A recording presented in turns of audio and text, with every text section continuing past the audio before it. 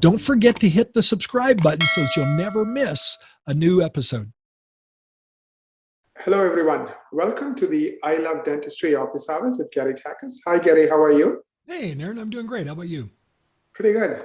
Let's jump in. We have 15 minutes today. So the topic we want to talk about is,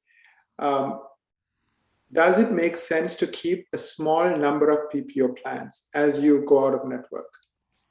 You know, it's a great question, Naren. And, if we have some new members of I Love Dentistry, this may be new information for you. And if you're a regular listener, you may know how I think about this. We always talk about it as reducing insurance dependence, not necessarily going fee for service. Although, Naren, I always like to say that if your goal is to go fee for service, then I'm going to be your biggest cheerleader for sure. But success can be measured in different ways. And success, for example, an office may start out with, I'll just make up some examples that actually are examples I've seen in our client base. Maybe an office starts with 20 PPO plans. They're contracted with 20 PPO plans, and they get down to one or two. I think we'd all agree that that would be considered very successful. So in other words, they've reduced the insurance impact on their practice from a very large footprint, with 20 PPO plans, down to one or two. And there might be reasons why in a particular practice, it might make sense to stay on those 1 to 2 plans. I'll give you an example, Naren, that was from, again, a case study from my client base. This was a client, I won't use the name out of deference to confidentiality, but this was a client in a Western state. And he was in a decent size community, about 250,000, so a decent sized community. But one of the communities that he likes to support in his practice are school teachers, And in this particular community, the school teachers had a PPO plan that was not a major, it wasn't one of the major ones, but it was a smaller PPO plan. But for some reason, this state contracted with, one of the smaller PPO plans. And so he made a conscious decision to stay in network because he wanted to support the school teachers. So I don't really disagree with that. The discount was still pretty deep. It was about a 35% discount off of his usual fees, and that's usually higher than we'd like to see. But he had other reasons for staying in network, and he wanted to support the school teachers in his practice and in his community. And so I had no objection to that. Does that make sense, Naren? Yes. So success could be measured. You don't necessarily have to go all the way, meaning, completely fee for service, to be successful when you're dropping PPO plans. Although I would put a little asterisk next to it. The smaller the PPO footprint in your practice, the better you're going to be economically, for sure. So the more we can reduce that, the better. But oftentimes when we talk about is reducing insurance as opposed to going fee for service, it kind of gives some dentists more motivation and more inspiration to go down that journey, because they don't realize they realize that success isn't measured in purely black or white terms. There's a lot of gray, in there as well. So to answer the question very specifically, does it make sense to keep a small number of PPO plans? My answer would be it could make sense in the right set of circumstances and motivations. It could make sense. By the way, we did a I Love Dentistry episode, or excuse me, a Less Insurance Dependence episode on our Less Insurance Dependence podcast. It was episode 147. Do you remember the exact title of that one? Yes, I do, Gary. Let me just tell you in a minute.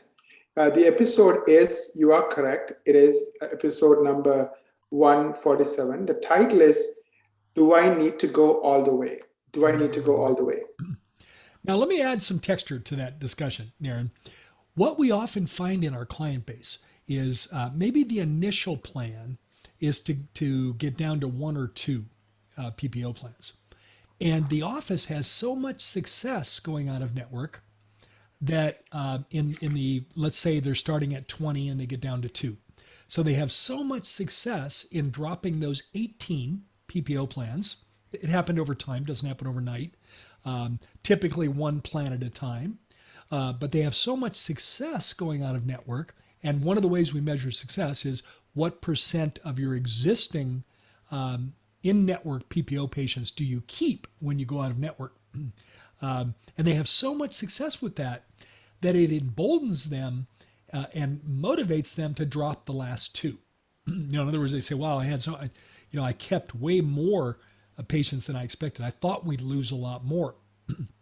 Typically, what we're seeing today in my coaching work, when you do all the preparation and you do everything needed to be fully prepared to go out of network, we're seeing our clients keeping between 85 and 90% of their existing in-network patients, which almost every time the number of patients that we've kept far exceeds the expectation of the dentist.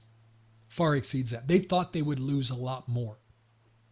So while your initial plan may be to hang on to 1 or 2, perhaps as you go down that journey, you discover that you've had so much success with it that it kind of emboldens you to drop the last couple plans and eventually get to the fee-for-service position. But not necessary. And there could be reasons why you might want to keep a stray plan in your practice. There could be some good reasons. I was just thinking as you were speaking, Gary. One thing we noticed is, I'm sure you have seen this for years and years. I started noticing only over the last few years since I started hosting the Less Insurance Dependence podcast with you. The math is so much in the favor of the dentist dropping the plans. Even if they lose 60% of their patients, I'm not saying any of our clients have lost anywhere close to that. Most of them lose less than 15%. They are still better off. It's kind of so scary that, how far the math works against you when you're part of a PPO plan. Yeah, obviously we all understand math at different levels. And, it's likely dentists, having been highly exposed to a science curriculum, also had a lot of math classes. But as far as truly understanding it, it's almost shocking to see what percent of patients you could actually lose and still be better off. You just threw out a number of 60%, and actually you're way soft there, Naren. In most cases, you could lose 75 to 80% of your patients and still be better off. Now we don't want to lose 75 to 80%. Yes. There's no way. We don't want to lose any. Right. But and I challenge you to check the math on that. You could do the math yourself. It might take you a few minutes to run the calculations.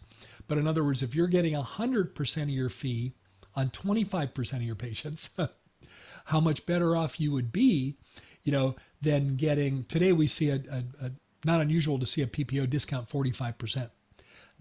So then you're looking at, what if I got 55% of my fee on 100% of my patients? You could run the word problem equation to figure out that you could lose 75 to 80% of your patients and still be better off. Yes. And we've never seen that. We've never seen offices lose that many. Yeah, because if you are a relationship-driven practice, like all your clients and all the clients we work together on, they usually lose 10%, 12%, 13%. That's the most we have seen people lose. Yeah, yeah, and I'm not going to sugarcoat it. You are going to lose some patients. A doctor asked me in a webinar the other day, would it ever be possible to not lose a single patient? And I love the question. And I had to answer. I said, perhaps, but I've never seen that. And I think, past history is a predictor of future, events. And every time, we've lost some. But usually that number is way smaller than anybody ever imagined. So theoretically, it's possible not to lose a patient. I just haven't seen that yet. So history makes me say, no, you're going to lose some. Just, be prepared. Be prepared emotionally for that. You're going to lose some. And who do you lose? You lose the patients that the only real reason they're coming to you is because you're in network with their insurance. That's the only reason. They really don't appreciate all the other reasons you've given them to come to you. And that's a little bit of a sad reality check. because you'd like to think they chose you. I always tell my clients, I give them a little emotional sneak preview. And I say something like this. Imagine you're a doctor, Naren, and I'm going to say you're about to go down the journey of reducing your insurance.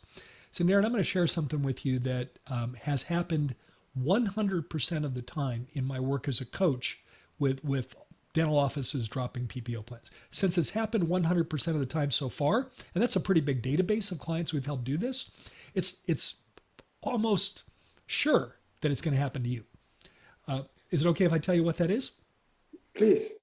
Naren, you're going to lose some patients that you thought you were connected at the hip. In other words, you thought they were the most loyal patients on the planet, and you go out of network and they will do a burnout out of your parking lot, never to be seen again. And that hurts. And the reason I tell my clients this is I want to help kind of prepare them emotionally for that, because it's sad. Maybe a patient that you came in the last 2 years, you came in 3 times after hours, late in the evening, early morning hours to take care of an emergency for someone in their family, an emergency dental visit. And yet now you go out of network and they're doing a burnout out of your parking lot.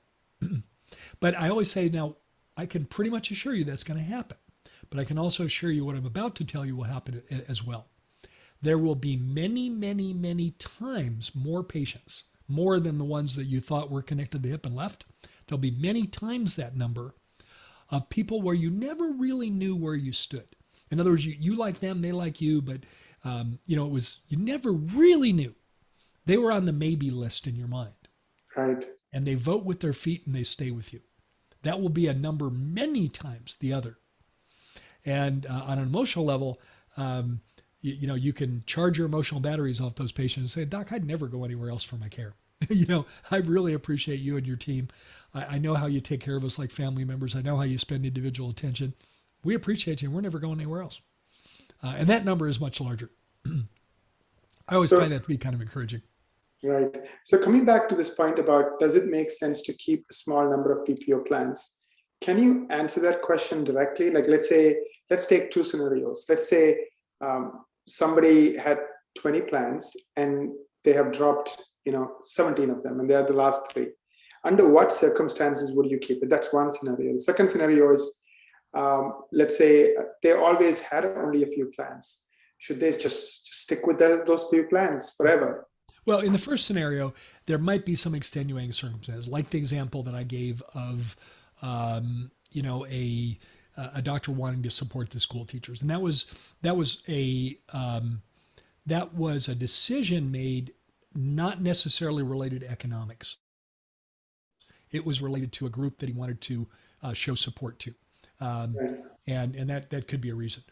Perhaps another reason is if you're in a town that has a very dominant employer, and there's really no other game in town. And that's less and less common today, given the diversity of, economics, even in smaller towns. That's unlikely. But there could be some reasons. On the other one, where they only have a few plans, they only have 5 or 6, should they just stay in those plans? No, because, I'm going to come back to what we found in our experience is that the vast majority of patients stay with you because we do it in a very patient-friendly manner, meaning they can still come to your office for their care. Whatever benefits they have, they can use them in your office. We'll still file their insurance claims like we always have. We'll still submit all the documentation. We'll still follow up with the insurance companies because sometimes they don't do what they're supposed to do. We do all that on behalf of our patients. And once patients understand that they can still come there and they can still use their benefits, that's the decision matrix that most people would use. And they just know, well, I don't want to go anywhere else. Of course, I'm going to stay here. And thank you for continuing to help me with my insurance. So really, in that second scenario, I'd look very strongly at going out of network with all of them, unless there was an extenuating reason why you wanted to support one. But otherwise, you're better off. And once you do that, you take control of your practice. You take control of your fees. The whole world changes when you go out of network. Think about now, Naren, we're now in an inflationary cycle. Everything is more expensive. And obviously that translates over to dental expenses as well.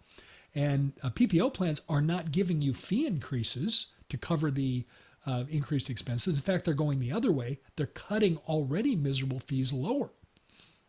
So the best thing you can do is regain control of your fees. I'll close on this point, Aaron, and this is a question, a rhetorical question I'm asking any of our listeners. Doctor, why in the world would you let anybody else set your fees? Especially when the anybody else doesn't have any interest in your unique aspects of your practice. They don't care that you've invested in technology. They don't care that you want to pay your team members as well as possible. They don't care that you use the best materials and resources. Why would you let them set your fee? And I think if you can step back and look at it that way, it's absurd to let someone else set our fees. Well, Aaron, this has been a fun one. Lots of things to think about. Listen to our listeners. Listen to the Less Insurance Dependence podcast number 147, and we'll talk more about that and maybe add more fuel to the fire. But if you're thinking strongly about going down a journey to dropping PPO plans, there's never been a better time than now. I did include that link. Thank you so much, Gary, for this wonderful topic.